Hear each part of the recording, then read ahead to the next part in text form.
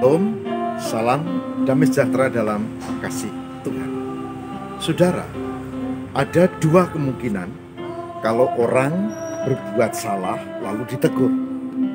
Kemungkinan pertama adalah dia marah, dia tidak terima. Ngapa saudara atau kamu atau kalian ikut-ikutan? Ini urusanku sendiri. Lalu dia defensif dan menyerang balik. Kemungkinan pertama adalah tidak terima kalau ditegur. Tapi kemungkinan kedua, ada juga orang yang berbuat salah lalu ditegur dan dia lalu mawas diri dan menyesal. Kemudian dia berefleksi dan akhirnya dia menghentikan tindakannya yang tidak betul. Dia bertobat. Nah, dua pilihan itu adalah menolak ditegur atau membuka diri ditegur lalu bertobat. Yang kita bahas sekarang adalah sikap orang Niniwe yang melakukan doa puasa dalam kitab Yunus Perjanjian Lama, Alkitab Perjanjian Lama. Mereka bertobat. Mereka menyadari kesalahannya, mereka menyadari dosa dan kelemahannya, dan mereka doa puasa dan memohon pengampunan kepada Tuhan. Oleh sebab itu, dalam RHI Renungan hari ini, saudara, bersama saya Pendeta Lukas Eko Sukoco dari Padepokan Diakonia Mitra Kinasih GKJ Purworejo, saya akan mendampingi Bapak Ibu Saudara kita semua, yaitu model puasa dalam Perjanjian Lama, khususnya adalah puasa orang Niniwe yang dicatat pada kitab Yunus. Selamat mengikuti. Tema ini, pokok bahasan ini sangat menarik, saudara, karena beberapa alasan. Yang pertama, penduduk Niniwe itu bukan orang Yahudi, bukan umat Allah. Ya, katakanlah ini menjadi bangsa kafir. Tapi mereka mendengar teguran Tuhan, mereka lalu bertobat. Jadi, hati-hati, jangan mengkafir-kafirkan orang lain, karena bisa jadi yang kita sebut kafir justru beriman. Sementara kita yang merasa beriman justru tidak peka pada kehendak Allah. Niniwe bukan bangsa Yahudi, tapi mereka disebut sebagai bangsa yang kafir, tapi mereka malah mengenal Allah. Itu yang pertama. Yang kedua, gerakan menerima ketika Nabi Yunus memberitakan bahwa akan ada hukuman Tuhan 40 hari lagi, maka kota ini akan hancur, jungkir balikkan dan dihukum Allah. Saudara, nanti kita baca di dalam teks Alkitab bahwa pertobatan itu dari bawah. Dari bawah. Pertobatan itu bukan dari pemimpin agama, bukan dari raja, tapi dari bawah. Yang memang kemudian didengar oleh raja, dan raja setuju, dan dia lalu membuat maklumat perintah supaya doa puasa nasional. Tapi saudara catat, nanti kita lihat di ayatnya bahwa itu berasal dari bawah. Itu menarik, saudara. Orang yang dianggap kafir tapi percaya pada Tuhan, kemudian dia mendengar suara Tuhan dan sadar dari bawah, dari rakyat, bukan dari pemimpin. Itu yang kedua. Yang ketiga, saudara, tanggapan pemimpin, yaitu raja di Niniwe itu luar biasa. Karena apa? Karena dia peka. Oh iya, memang butuh ini, nggak benar ini bangsaku ini selama ini nih. Lalu jadilah tobat nasional. Banyak loh, kadang-kadang kita punya pemimpin, ya kadang-kadang sih itu tidak peka. Ini. Dan yang keempat, yang tidak kalah menariknya adalah nanti pemimpin Niniwe, Raja Niniwe ini, itu mewajibkan supaya tobat nasional berlaku juga untuk binatang.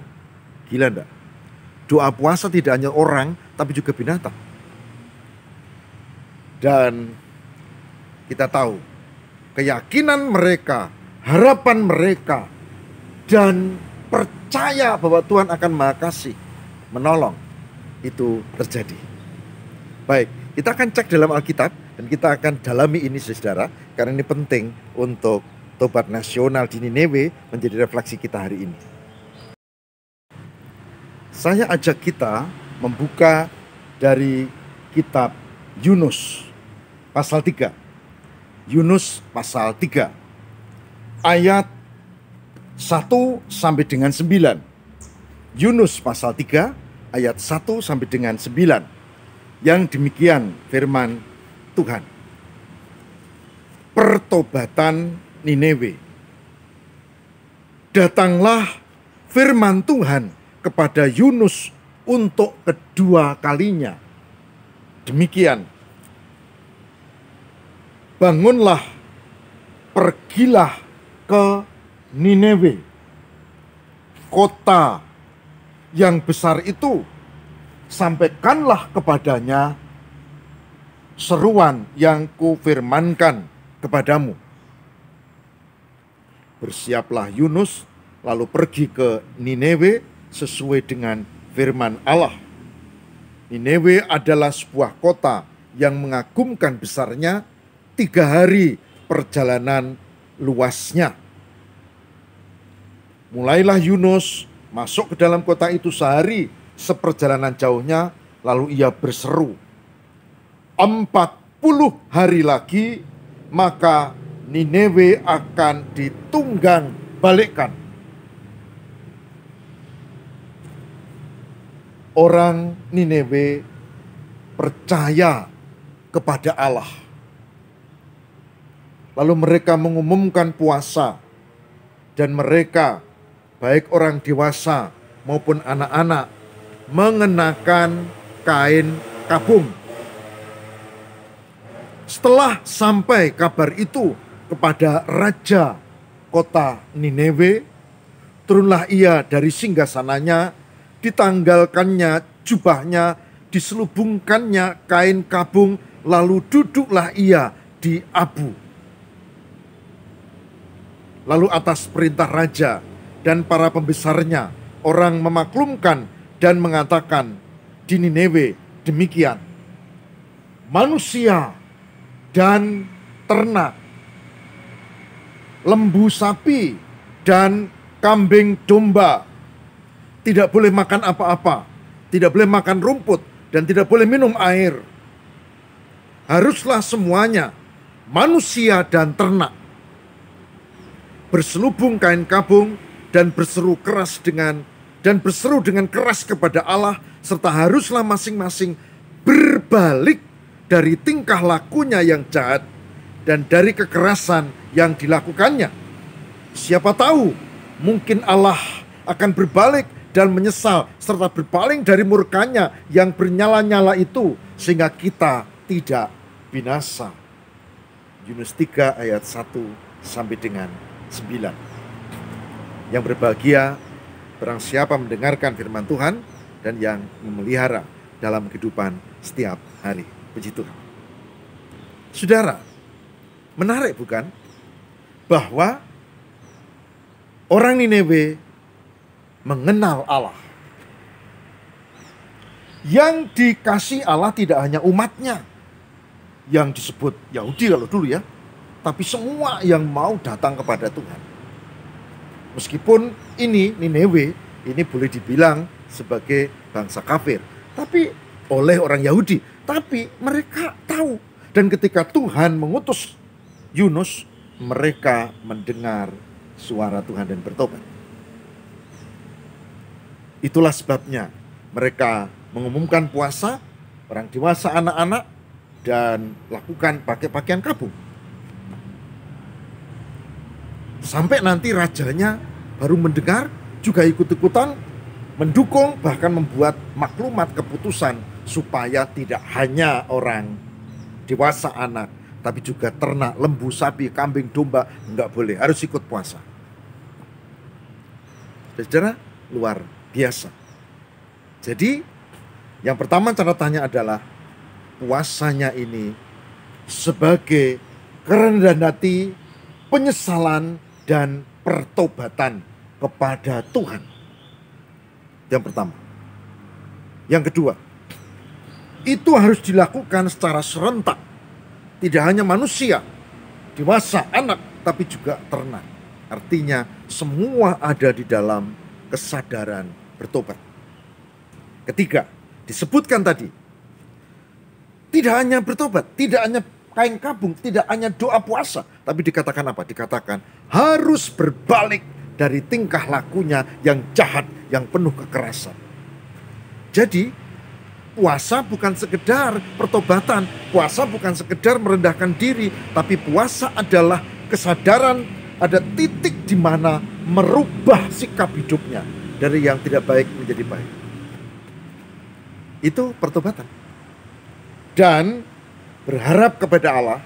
Dan ternyata di sini kita baca nanti pasal berikutnya, ternyata Tuhan mengabulkan apa yang dilakukan oleh orang Niniwe karena mereka melakukan tobat.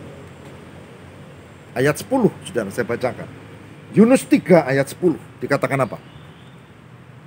Ketika Allah melihat perbuatan mereka itu, yakni bagaimana mereka berbalik dari tingkah lakunya yang jahat, maka menyesallah Allah karena malapetaka yang telah dirancangkannya terhadap mereka, dan ia pun tidak jadi melakukannya. Artinya tidak jadi dihukum karena Tuhan mengampuni mereka. Kenapa? Karena mereka bertobat, merubah tingkah lakunya, doa puasa menjadi sarana, dan berharap kepada Allah. Ini bagian yang penting, yang sangat menarik. Saudaraku yang terkasih di dalam Tuhan, dari Yunus 3 ayat 1-9, kita juga mendapatkan sesuatu yang berharga. Selalu kita dapatkan di dalam Alkitab bahwa puasa itu bukan perintah agama. Selalu kita dapatkan di dalam Alkitab puasa itu bukan kewajiban. Selalu kita dapatkan juga bahwa puasa itu kebutuhan. Kebutuhan yang memperkuat doa. Hari ini kita dapatkan juga ternyata doa puasa yang diikuti dengan pertobatan yang konkret menghasilkan pengampunan dan berkat Allah. Nah, saudara-saudara, sebagai hambanya saya mengajak, kalau kita memang sungguh-sungguh beriman kepada Tuhan, ya tentunya kita tahu kebutuhan disiplin rohani ini. Kita berdoa, kita berpuasa bukan sebagai kewajiban, dan itu tindakan personal, tapi juga bisa bersama sebagai masyarakat dan bangsa seperti bacaan kita hari ini. Tapi jelas ini adalah sebuah kesadaran, kebutuhan, pertobatan, memohon pengampunan, dan keputusan untuk berbuat yang lebih baik. Dan Tuhan mengampuni. Oleh sebab itu, kalau ibu, bapak, dan saudara memang sedang ada pergumulan dan membutuhkan dukungan doa, yang memang kita perlu berdoa, silakan lakukan. Tapi kalau ibu bapak merasa juga aku juga harus berpuasa, lakukan sebagai kebutuhan, bukan kewajiban, apalagi paksaan, bukan. Saudaraku, saya berharap ini menjadi perenungan yang mendalam, dan selamat untuk berefleksi dari puasa orang Niniwe. Sangat indah, dikafir-kafir tapi justru malah beriman, diberkati Tuhan, tidak dihukum, dan mendapatkan penyertaan Allah yang luar biasa. Semoga ini menjadi refleksi kita dan kita belajar untuk mawas diri. Tuhan memberkati. Amin. Mari kita berdoa. Tuhan, berkatilah supaya kami memiliki kesadaran seperti penduduk Niniwe, bahkan bersama dengan rajanya juga, sehingga membina relasi dengan Tuhan, hidup yang baik, bertobat, yang dinyatakan dengan perubahan tingkah laku, sehingga menjadi orang yang beriman itu tampak hal-hal yang baik. Dan kami berserah ya Tuhan, semoga kami mampu menunjukkan iman kami dalam perbuatan yang baik. Karena yang sering terjadi, kami bangga dengan agama, tapi perilaku dan tindakan kami tidak baik. Ampunilah kami. Semoga kami mampu untuk berefleksi dari renungan hari ini, dan kami bisa lebih baik lagi dalam menjalani hidup, yaitu hidup dalam pertobatan, memiliki tingkah laku yang baik, dan berharap kepada Tuhan. Terima kasih ya Allah, kepadamu kami mohon, kabulkan doa kami. Amin.